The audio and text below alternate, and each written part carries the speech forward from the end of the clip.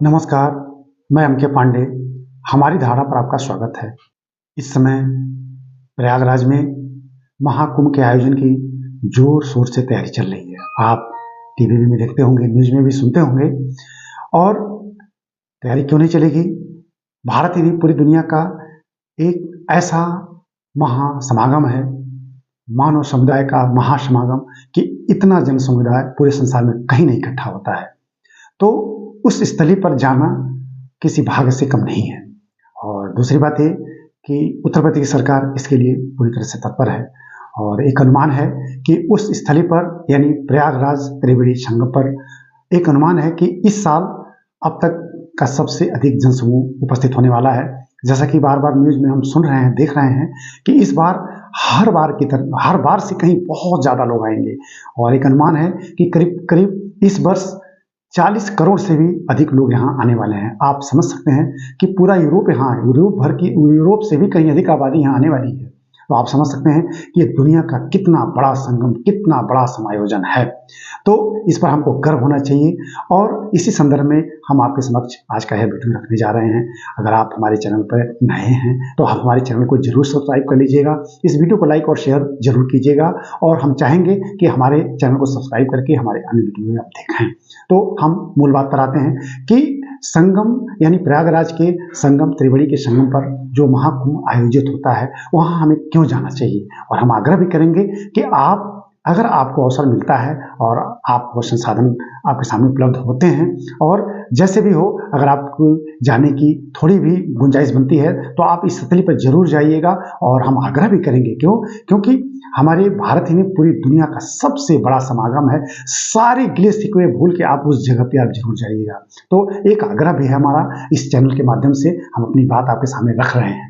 तो इस स्थली पर, इस समागम पर, इस महाकुंभ में आपको क्यों जाना चाहिए, तो 4 बिंदुओं पर हम आप चर्चा करेंगे, बहुत संक्षेप में। और जल्दी जल्दी अपनी बात करेंगे। पूरा वीडियो आप जरूर देखिएगा कि इस महासंगम में क्यों जाना चाहिए, इस महाकुंभ में क्यों जाना चाहिए। तो 4 बिंदुओं पर हम चर्चा करेंगे। एक, कि अगर आप जाएंगे, और अब तक जो लोग इस स्थल पर आते रहे हैं, तो यह मान्यता है, हमारी पौराणिक मान्यता है कि इस संगम पर पहुंचने पर, इस समागम में पहुंचने पर और त्रिवेणी संगम में स्नान करने से सारे पाप भस्म हो जाते हैं और मन की निर्मलता प्राप्त होती है। एक। दूसरा, कि इस संगम स्थली पर, इस महाकुंभ में पहुंचने के बाद जो सबसे बड़ा फल प्राप्त होता है वह अमरता का, यानी जीवन की अमरता। सारे दुख दूर हो जाते हैं, शरीर निरोग हो जाता है, ऐसी मानता है, और अमृत की प्राप्ति होती है, यानी जीवन में अमृत की प्राप्ति। तो ये बहुत बड़ा लक्ष्य है और इस स्थली पर जरूर जाना चाहिए।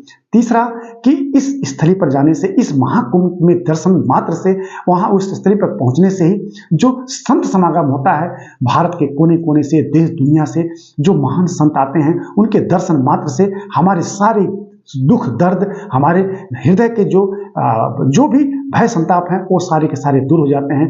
तो संतों का दर्शन होता है। और चौथा, ये भारत की संस्कृति का अद्भुत प्रदर्शन है।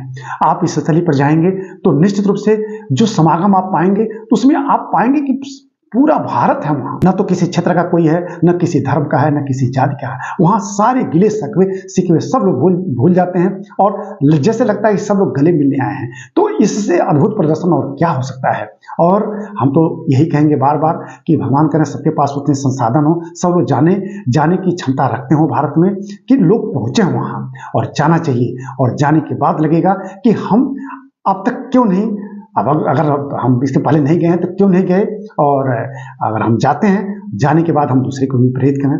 तो जैसा कि आपको मालूम है कि 13 जनवरी से शुरू होकर यह महापर्व 26 फरवरी तक इसका आयोजन होना है। कुल 6 शाही स्नान होने हैं। अब एक बात आती है, इस महाकुंभ का आयोजन क्यों होता है, इसका महात्म्य क्या है, क्या इसके पीछे पौराणिक कथा है। तो आप सबको मालूम है, समुद्र मंथन हुआ था सुर और असुर के बीच में। भगवान विष्णु उसके एक तरफ से वही उसके पथ प्रदर्शक थे, और उन्हीं की प्रेरणा से समुद्र मंथन हुआ था। समुद्र मंथन में जब भगवान धन्वंतरि घट लेकर निकले, प्रकट हुए, अमृत कलश लेकर प्रकट हुए, तो उसको असुरों ने तुरंत लपक लिया और लेके लगे भागने। फिर विष्णु ने अपने गरुड़ को लगा दिया, गरुड़ भगवान को लगाया। गरुड़ उस घट का पीछा करते हुए उसको असुरों से छीनने के प्रयास में जब छीना जा रहा था तो उस घट से 4 जगह बूंदें गिर गईं, एक प्रयागराज, उज्जैन और फिर नासिक और हरिद्वार। तो जहां जहां इसकी बूंदें गिरी वहां वहां महाकुंभ का आयोजन होता है। तो आप समझ सकते हैं उस अमृत कलश की बूंद गिरी थी तो अमृत है वहां, उसमें स्नान करने से और उसका सेवन करने से, एक बूंद सेवन करने से मानो हमने अमृत पी लिया, जीवन का अमृत प्राप्त हो जाता है। तो आपसे आग्रह है कि आप इस महाकुंभ में जरूर जाएं और उस स्थली का दर्शन करें, माँ गंगा में स्नान करें, उस त्रिवेणी संगम पर स्नान करें और अपने आप को पवित्र करें। और हम स्वयं जब भी हमको अवसर मिलता है हम कुंभ में जरूर जाते हैं और निश्चित रूप से हम खुद उत्सुक हैं, हम अवश्य जाएंगे। और आपसे पुनः आग्रह है, अगर आपने अब तक हमारा चैनल नहीं सब्सक्राइब किया है प्लीज़ आप कर लीजिएगा, इस वीडियो को लाइक और शेयर जरूर कीजिएगा। अब इस वीडियो को हम यहीं बंद करते हैं, आगे इसी तरह की जानकारी दी जाएगी। धन्यवाद।